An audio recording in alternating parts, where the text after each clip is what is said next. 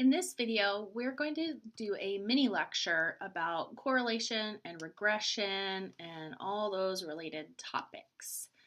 So the data set that I have to work with is based on a survey that I took about a year ago, and there are three schools that I sampled: Clark College and Portland Community College, and down here at the bottom, Walla Walla Community College. One of the there were various questions asked. The ones we're focusing on today: how old is your mother? How old is your father? How many tattoos do you have? Pick a random number from 1 to 20 and make sure it's a whole number. And then how many cars have you owned in your lifetime? So I'm going to use those throughout all of my examples here. One thing to note is that in the survey, I counted for some students having a mother or father who is deceased, and so in such cases, I had students put in 100 for that number instead of just leaving them out. We'll eventually remove them from the scatter plot, but there are not a lot of people with 100-year-old parents, in case you're wondering. All right, so back here on our page, correlation and regression. There's a lot of topics to it, and they're all kind of related, and I'm going to compute everything all at once and then talk about each little piece. And I'm going to use StatCrunch to do all these computations as well. So we'll make a scatter plot. We'll decide if it's linear. If it's not linear, then you need to go back to the drawing board and find data that is linear, or do a transformation on your data to make it linear. But at this point, we're just only going to work with linear data instead of doing the transformations like the textbook suggests. We'll look at finding the equation of the regression line, and then let's interpret the correlation, and then r squared, which I couldn't get the nice little symbol, so it's really r squared there. And see what all that means. All right, so on to the data. To get a scatter plot, correlation, coefficient of determination, everything all at one time, if we go to stat, regression, simple linear, so again that's stat, regression, simple linear, we'll get a pop-up box here, and we have lots of information that we can fill in. So first of all, I want to fill in my x variable and y variable. So your x variable would go along your x-axis, y variable goes on your y-axis, and then you can choose which one goes where. Usually the independent variable is x, and then the response or the dependent variable is your y. In my case, with how old is your mother and how old is your father, it doesn't really matter which variable goes where. I'm going to use mother for x and father for y just because, but if I swapped them around, I could still get output, and I'd get two different lines because the x and y are switched, but it really wouldn't matter. Maybe you feel they need to be switched, and that's okay. You can still get out your regression output. So some other boxes here, we're going to come back to this where option, and group by, it gives me the option of making different regression lines based on, let's say, the school where the student's taking their stats class at. And we'll come back to that later. We can do a hypothesis test to decide, is our slope significant? Is there really a relationship between our two variables? We can do this with the intercept as well as the slope. And by default, this will be done. We'll look at it, but in certain textbooks, they don't really teach it. It just kind of exists and you ignore it, or else you can pay attention to it. If we want to do some predicting, like if a mother is 55 years old, we can predict how old the father would be. So we give it the x values, and then automatically we get some computations. If we need to do transformations, we could. We're not going to. Graphs, fitted line plot, you can see how it's kind of grayed over, so that means that we're going to get the scatter plot with the line on top of it already.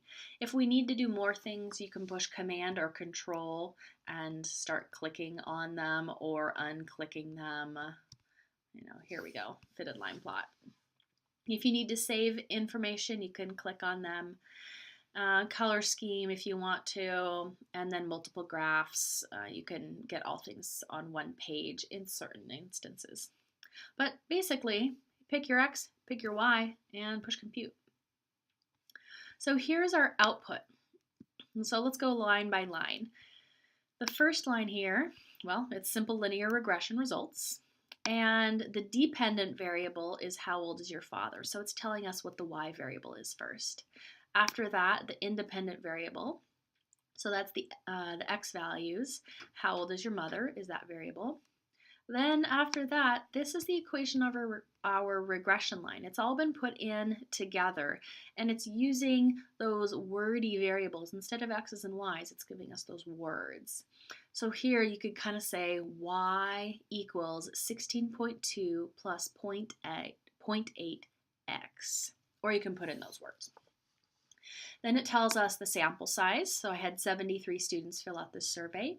Then next is our correlation. So the correlation R, sometimes it's a capital R, sometimes it's a lower r, just depends on the textbook, but R in general is correlation. It's written out to a lot of decimal places, but often just 2 decimal places is enough to get a feeling for what's happening. 1 decimal place, not enough information. 2 decimal places is great. So 0.56. R squared, instead of doing the little 2 exponent, this program just uses r-sq, so r squared.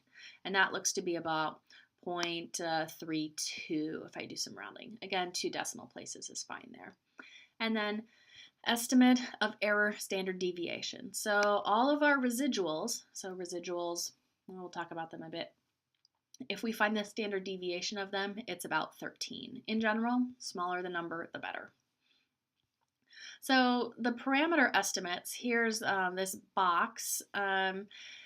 These estimates, so the second column here, estimate, see 16.2 and then the 0.8, those are the exact numbers up here in our regression line. I'm going to go ahead and write out, well, just a moment, I'm going to write this out. Our regression line information comes from here. If we're doing a hypothesis test, we would pay attention to the p-value and t-statistic down over here. And as you know, if the p-value is low, h-naught must go. So there's something significant happening here with the slope. And then lastly, this analysis of variance is just another way to do a hypothesis test and see if there's a significant relationship between the age of these 2 parents. And just like this p-value says there's some significance, this also says some significance. All right, so this is the first page of our regression output. Let's go push that arrow, and then we get to our scatter plot. So we have age of the mother on the x-axis, age of the father on the y-axis.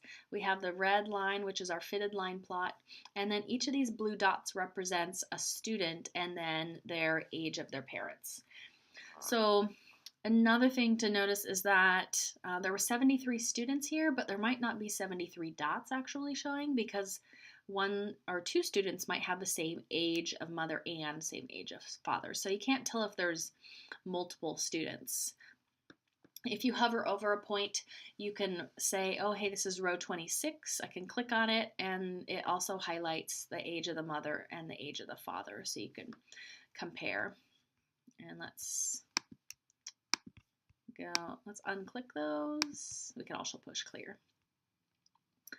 All right.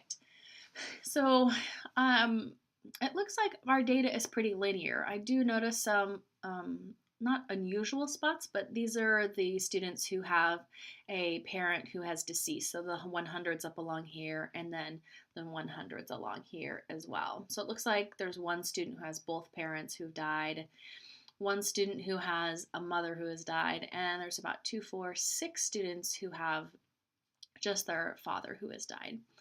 I'm going to remove those numbers from my scatter plot, not because they're wrong, but maybe I just want to focus on students who have both parents living. Let's see, so I'm going to go back here to options and then edit. And this where, if I type in, and well, you can see that I've typed in something already in the past. If I type in the variable, I'm putting it in parentheses because it's a lot of words here. How old is your father? Just like up here on the edge of the scatter plot. And then if I say less than 100, this is going to select only the data points that have a father who is less than 100 years old. And I'm going to do both of them as well. So because I've typed this in, otherwise you just, type in with your fingers on the keyboard, how old is your father? Less than 100. And how old is your mother? If I go all the way to the end, it says less than 100. I'm going to be able to remove those points without actually deleting numbers on my spreadsheet over here. It just ignores certain numbers. So let's go to compute. And if I go back, computing sent me back to the output window, and I go to the arrow, look at my scatter plot. Now I no longer have the 100s up here along the top and 100s down the side. I'm only using the students who have both parents alive. So the reason why I did that is I could see what happened to my correlation and my R squared. I didn't mention them before, but the correlation got stronger because you don't have those stray points on the side, and then R squared also increased. So let's go back over here to correlation and regression. Can we make a scatter plot? Yes, we looked at one. Yes, we decided that the plot looked linear. We also removed points. Can we find the equation of the regression line? So if I go back to my output and look here on this fourth line, this is where I find the equation of my regression line. So let's move this a little bit over. We have, I'm going to say y hat, so I'm going to go to x's and y's. The hat there is because we are predicting a value. It's not the actual y value, it's the predicted. So predicted values get hats. Y hat is equal to 10.5 plus 0.85 times x. So I just added in 1 or 2 decimal places there for my regression line. So what this is saying is that for the slope, for each extra year,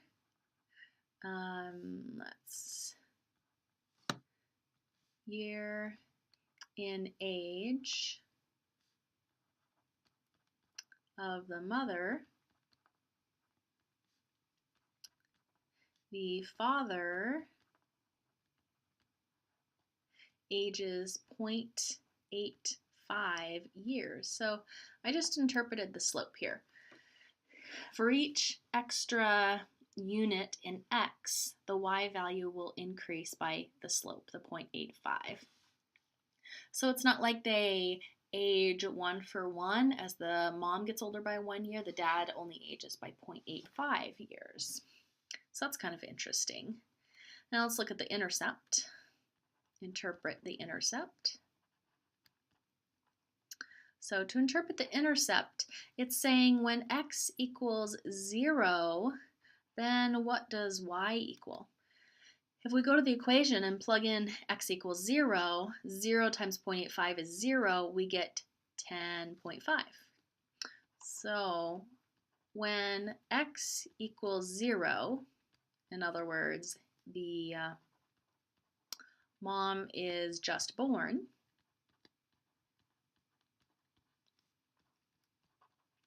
the dad is 10.5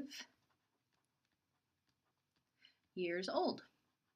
So, well, that's a little odd. I mean, we can't really have parents if the person is just being born. So when the mom is 0 and the dad is 10.5 years old, that's not going to make sense. So sometimes interpreting the intercept will not make sense. So we just ignore it or just interpret it anyways and realize that it doesn't make sense. Another big idea here is that we're extrapolating. If we go back to our data and we look at the x-axis here, the youngest mother might be about 35 or so, and the oldest mother is about 80. So it wouldn't make sense to predict the age of a father if a mother is 0 years old, because that's totally outside of our data set. It wouldn't even make sense to predict the age of the father if the mother's 30, because 30 is below the smallest x value here on our data set. That's called extrapolating. We don't want to extrapolate. So you can only predict inside your x values. You know, the lowest about 35, the highest about 80. So next in line, interpret the correlation. So back on our output here, the correlation R, sometimes it's also called correlation coefficient, is 0.84. So R is equal to 0.84. Now correlation is on a scale here that goes from -1 up to +1. So the correlation can be as low as -1, it can be as high as +1, and only those numbers. If we go to the low side, this is a negative relationship. So below 0, we get that negative slope. You know, it looks kind of like this. If we're above 0, then we get a positive slope. So our data looks like this in general. So negative or positive. And if you're right at 0, then you have a flat line, or, you know, relatively close to 0. If we get off to the extreme sides of our correlation, we have a strong relationship. So strong positive or strong negative. And then the closer you get to the center, you have weak relationships. And you can throw in the words moderate, moderately strong, moderately weak, very strong, very weak, things like that. But it's sort of this symmetry here. Negative is not bad. Negative just tells you the direction of the slope. So if your correlation is negative, then your slope will also be negative. If your correlation is positive, then your slope is positive. So I have a correlation of 0.84, and if I put it on this number line here, you know, we're kind of up here-ish. That's closer to strong, and it's also positive. And my data is linear. So let's put in a few sentences here. Let's give some space. We would say there is a strong, positive, linear relationship between the age of the parents. So there's 3 facts here. I gave the strength of the relationship. I gave the direction of the relationship between those 2 variables, of course. And then I also gave the shape or the form. So strong, positive, linear relationship between these 2 variables. You want to add in those 3 descriptors anytime you're describing your correlation. All right, so next let's go down to R squared. Oops, I need to erase that guy there. All right, here was R squared. So back to the output. R squared is 0.71. So R squared equals 0.71. We can also say 71%. Now the reason why we turn this into a percent is we're looking at a ratio. And if I look at this analysis of variance table, and I look at sums of squares and error and total here, so for the model, error, and total, these sums of squares are in a way saying, how is the age of the mother affecting the age of the father? Is it just random chance that one affects the other, or does it really seem like as the mom gets older, the dad also gets older?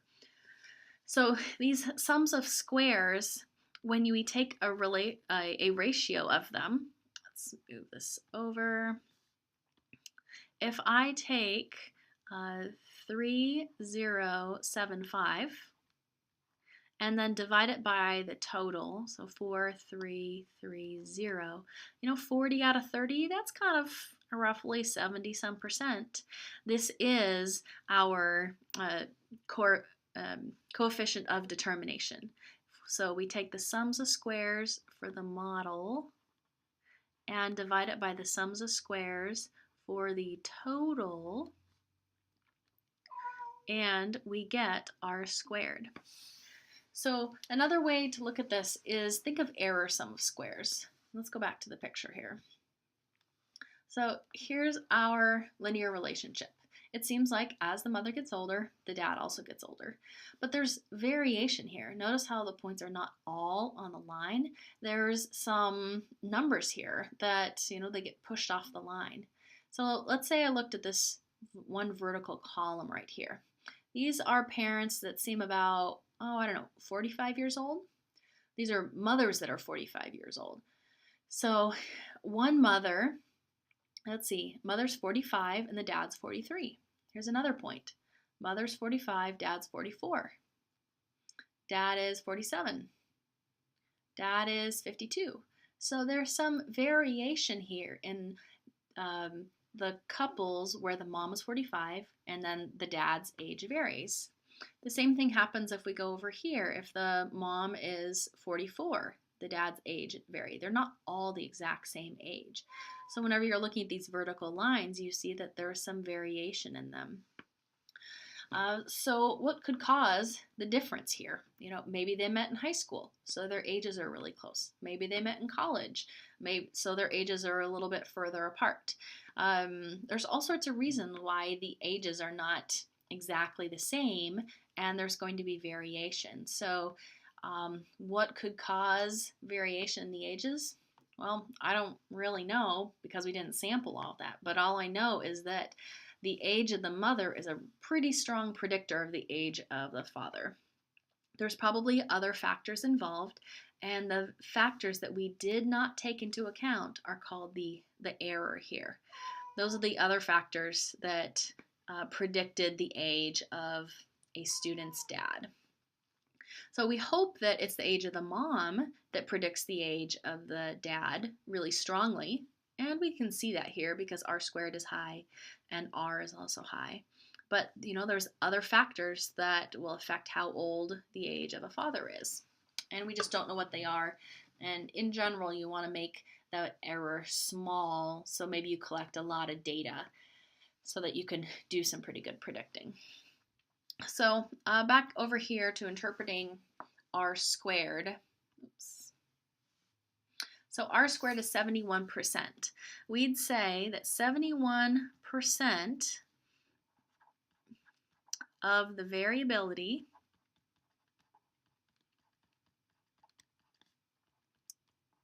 in the age of the father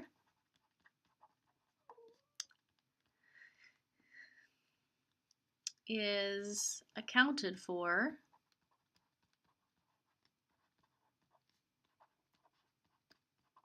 by the model. And our model is using the age of the mom. So it's kind of like 71% of the variability in the age of the father is accounted for by the age of the mother. So what's the rest of the variability? Well, if there's 100% total, subtract 71%, so we get what, 29%? 29% of the variability in that father's age is by something else that we did not take into account.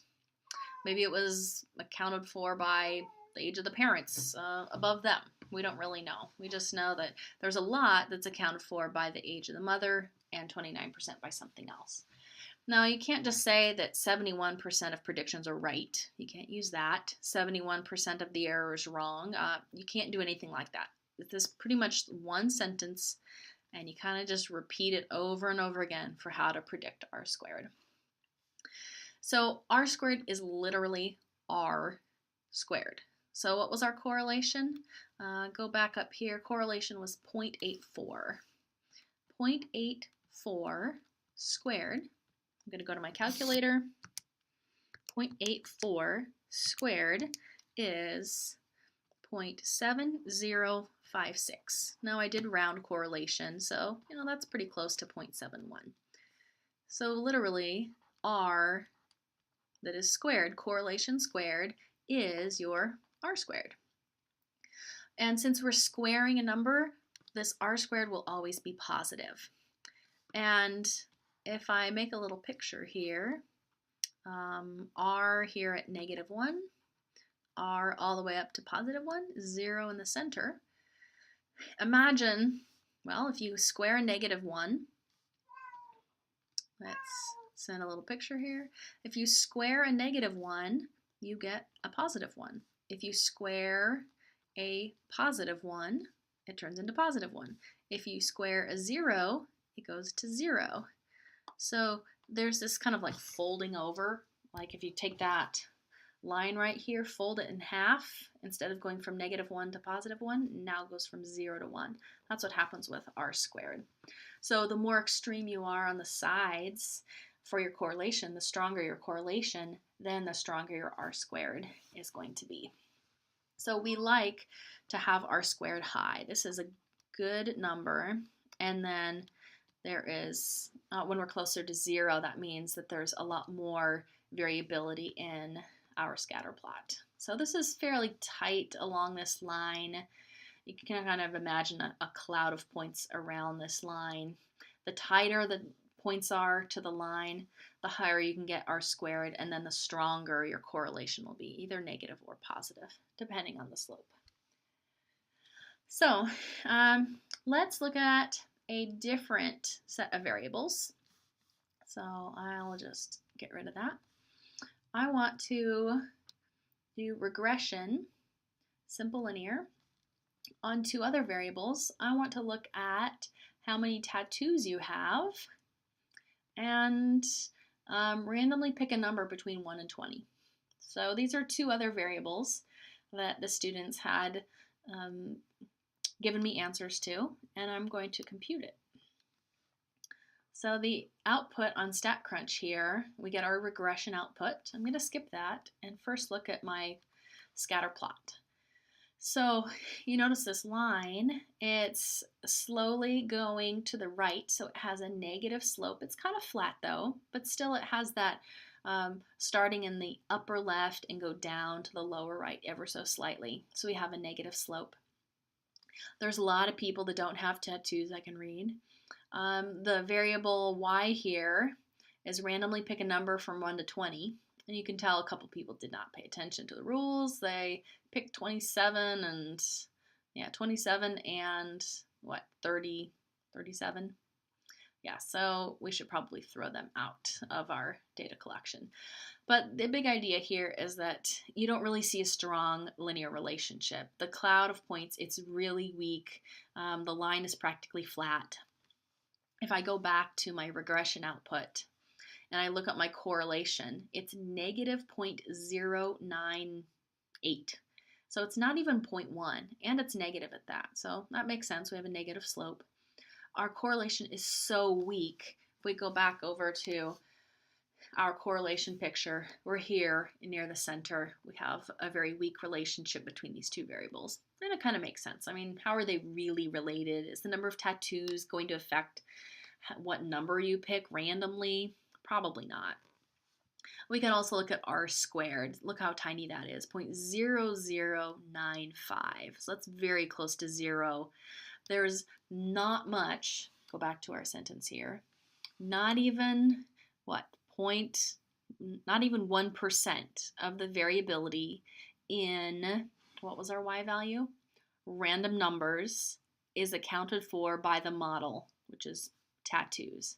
So it doesn't look like tattoos is doing a really good job of predicting what sort of random number you will pick. There's a lot of other factors involved. If this is not even 1%, subtract that from 100, that means, 99%. That means there's some other variable out there which is going to be a really big indicator of what random number you'd pick. And it's certainly not going to be based on how many tattoos you have. All right. Last thing here, we can look at p-values. If the p-value is low, h0 must go. You can see how high this p-value is, and from our scatter plot, it doesn't really seem like this is a very significant slope. It's pretty close to zero. Correlation was low, r-squared was low. So it's just showing you that there really isn't a relationship between the number of tattoos a person has and the random number that they would pick. So back to this page here. Again, we just have the regression output. Important things are mostly at the top there. Be sure to first look at your scatter plot to decide even if your data is linear, and then go back and then you can look at the meaning of those numbers in your StatCrunch output.